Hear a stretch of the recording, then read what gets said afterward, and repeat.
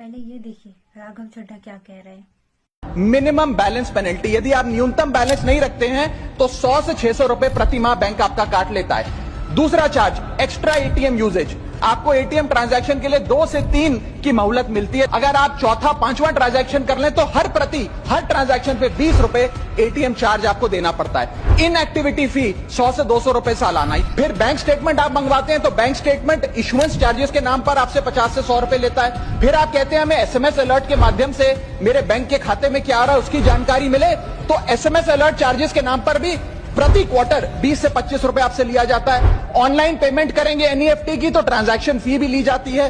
जबरदस्ती आपको पहले लोन बेचते हैं और फिर उसके बाद लोन प्रोसेसिंग फी के नाम पर 1 से 3% लोन अमाउंट का काट लेते हैं। Loan pre closure charges, early payment penalty के नाम पर भी बैंक आपसे पैसा वसूलता है। साधारण सा सिग्नेचर बदलवाना हो, नॉमिनी की डिटेल्स बदलवानी हो, उस चेंज पर भी 200 रुपए प्रति ट्रांजैक्शन के नाम पे बैंक आपसे पैसा वसूलता है। और डिमांड ड्राफ्ट पे ऑर्डर बनाने जाएं तो 100 से 200 रुपए प्रति डिमांड ड्राफ्ट आपसे पैसा वसूलता ही वसूलता है। यानी कि कस्टमर्स की जेब काटी जा रही है और कस्टमर्स को पता भी नहीं लगता कि कितना पैसा बैंक इन नाना प्रकार के चार्जेस के चलते आम आदमी से वसूल रहा।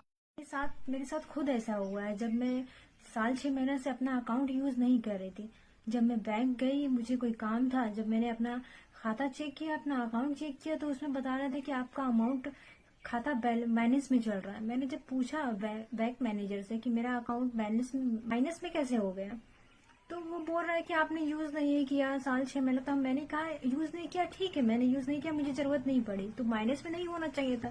उसमें 2500 रुपया माइनस में चल गया। अब वो बैंक मैनेजर कह रहा है कि अगर आप इसमें अमाउंट 2500 रुपया डालेंगे तब आपका इसमें ये स्टार्ट होगा, नहीं तो अगर आपका अमाउंट अगर ट्रांसफर होगा इसमें तो आपका 2500 रुपया कट जाएगा। तो ये तो गलत बात है ना। अगर मैं यूज नहीं कर रही, मुझे जरूरत नहीं पड़ा, तो उसमें माइनस में जाने की क्या जरूरत थी? माइनस में तो नहीं होना चाहिए था।